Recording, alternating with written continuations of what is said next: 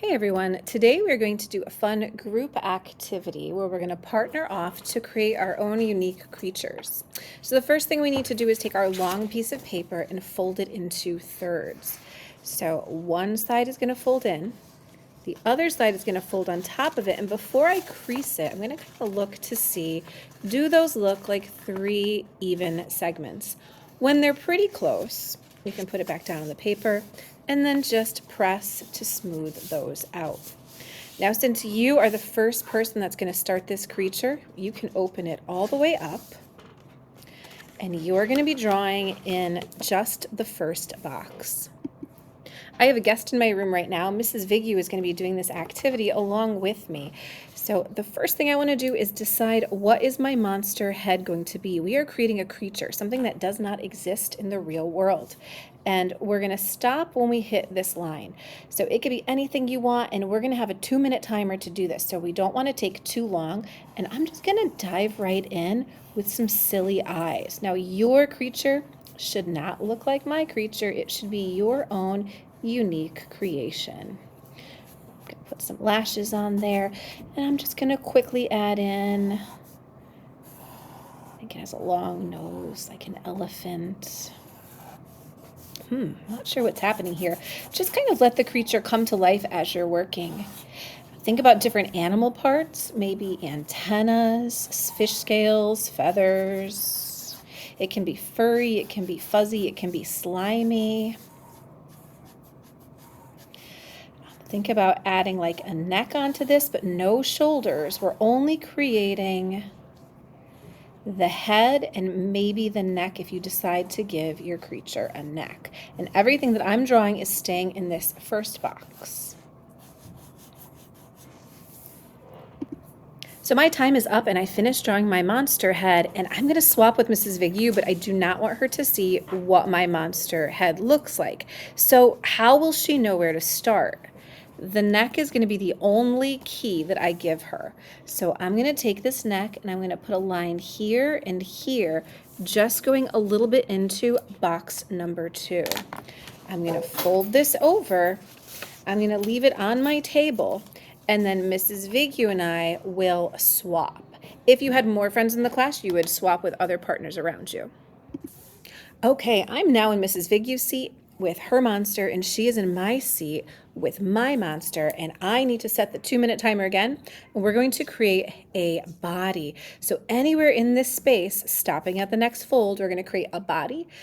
You can add things like arms, wings, torso, belly button, anything that's in the center of your body, any kind of animal body.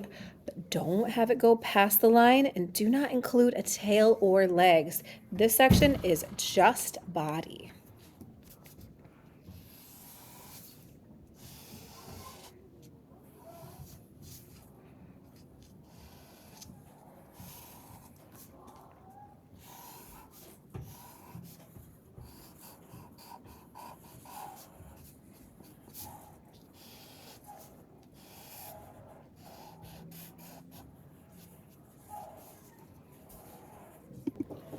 So you may notice that we're using Sharpies for this, so we can't really erase our mistakes. That was intentional. We could be using pencils with erasers for this step, but I really wanted you to just kind of go with any mistakes or challenges that you face while creating this. So I'm making my arms, and I didn't leave a space for them to cross over the belly.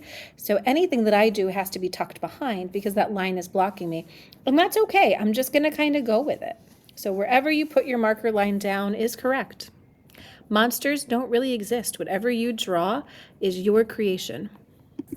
All right, my time is up, and I created this body with sort of a feather pattern happening here, and I need to pass it on to a new friend. So before I do that, I want to go into the next row, and I'm going to just put a little bit of a line here so that when the next person draws, they can see where to start from. It's just me and Mrs. Vigu hanging out right now, so we're going to swap back again, but you should find a new friend and switch seats. All right, we're in our last box, so you guessed it, we're going to put our feet and our tails and our bottoms in this box. So whatever you want to do to end your creature.